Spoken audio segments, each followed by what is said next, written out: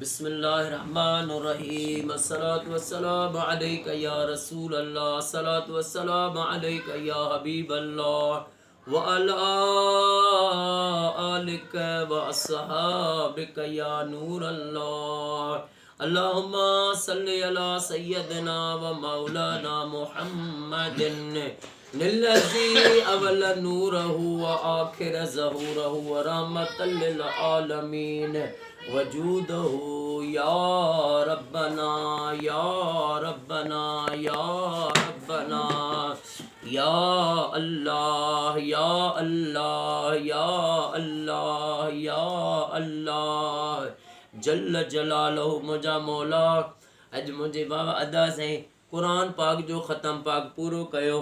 इन क़ुरान पाक जे ख़तम पाक जो सवाब ऐं 200 दुरूद किरोड़ी इन जो सवाब, फ़ातिहा शेख अलहम्द फ़ातिहा जो सवाब, कुल शरीफ़नि जो सवाब, इन ताम ऐं कलाम जो सवाब, क़ुरान पाक जे ख़तम शरीफ़ जो सवाब, बारगाह रिसालत में ताजदार मदीना सल्लल्लाहु अलैहि वसल्लम जी पाक ज़ात बाबरकात के हदियतन तोहफ़तन पेश कयो से महबूब जे नूरी हथारो अम्मा जन्नत ख़ातून अम्मा बतूल सैयदा फ़ातिमतो ज़हरा सलाम अल्लाह अलैहा के पेश कयो से महबूब जे सभिनी नूरी न्याणियुनि खे पेश कयो से ऐं महबूब जे अज़वाजन मोमिननि जे अमड़नि खे पेश कयो से महबूब जे सचनि असाबनि सगुरनि खे पेश कयो से करबला जे 72 शहीदनि खे 12 इमाम 14 मासूमनि खे पेश कयो से ख़ुसूसतन मुंहिंजे इमाम सज्जाद मौला ज़ैनुल आबिदीन अलैहिस्सलाम के पेश कयो से ॾाढो आदम ॾाढी हवा हज़रत यूनुस अलैहिस्सलाम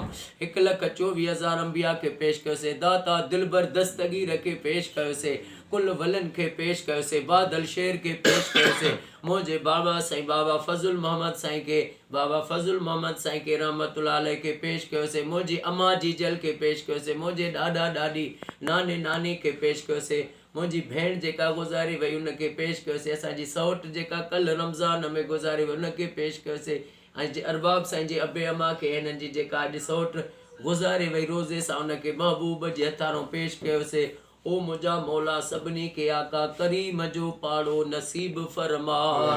मौला मुंहिंजे भाउ क़ुरान शरीफ़ जो ख़ैर सां अफ़ज़ल ॾियारे 27 जी राति ॾे क़ुरान पाक जो ख़तम पाक पूरो कयो।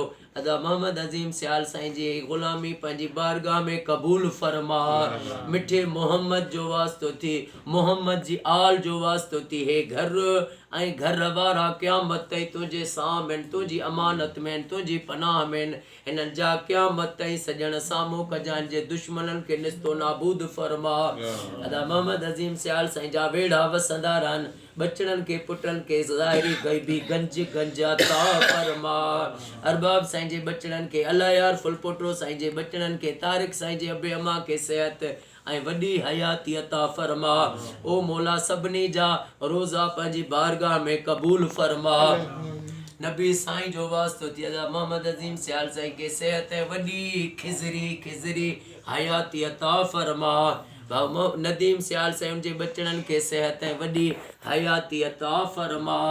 इन्नल्लाह व मलाइकतहु युसल्लूना अलल नबी या अय्युहल्लज़ीना आमनू सल्लु अलैहि व सल्लिमू तस्लीमा।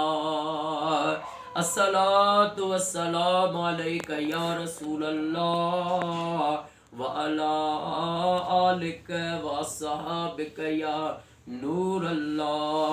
ला इलाहा इल्लल्लाह मुहम्मद रसूलुल्लाह सल्लल्लाहु अलैहि वसल्लम।